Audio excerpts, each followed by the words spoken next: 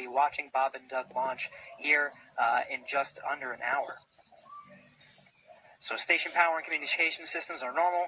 Computers and networks used for monitoring Dragon. And there you heard that call out. So far we have good weather. We are go for launch today. This is getting really exciting. I don't know about you, Dan, but my heart is beating pretty fast right now. Yeah. 15 miles an hour, well within limits. Upper altitude balloons show that conditions are acceptable. The red weather conditions have cleared up, the last one being cumulus clouds. And the probability of violation is set at 30% right now. So that's 70% chance of good weather. We're continuing to watch. There is about a less than 10% chance of lightning. We're also watching the abort corridor off of the Atlantic coast. In case, for example, at stage separation, Dragon had to abort into the ocean. The conditions there are acceptable. There has not been lightning lately. The weather, winds are good, light rain. It is go, but NASA is going to continue to watch those conditions. Reminder on hold and launch escape protocol.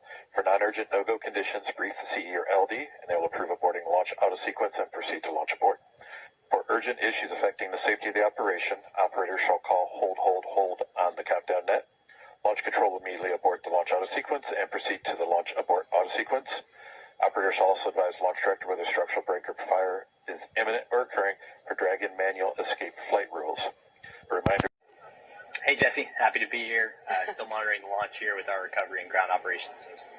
Awesome. And Nick was our mission manager for our in-flight abort test earlier this year, and now we're... You probably remember, let's see, a Mercury, Apollo, Soyuz. They have that big pointy tower on top.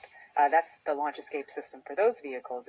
It's actually just another rocket on top of the spaceship that lifts the vehicle off. In the case of Dragon, our escape system is integrated into the vehicle completely.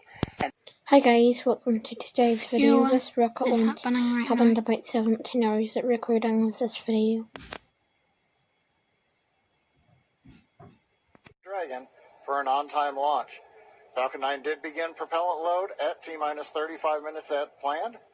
Now on the Falcon 9, we use a fuel and oxidizers, the propellants that power it. They've been through most of a propellant load, and they are now experiencing those sounds and vibrations.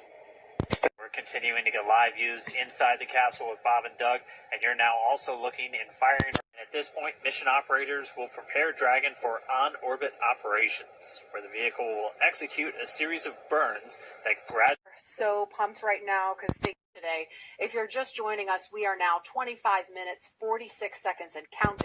25 minutes to go to here. I'm sure things are heating up online.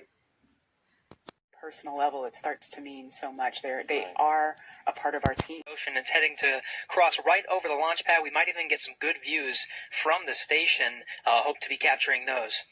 We'll have the launch 50% of the way full, so things are looking good. Second stage. This here bit was 17 hours ago. Here we go. 10,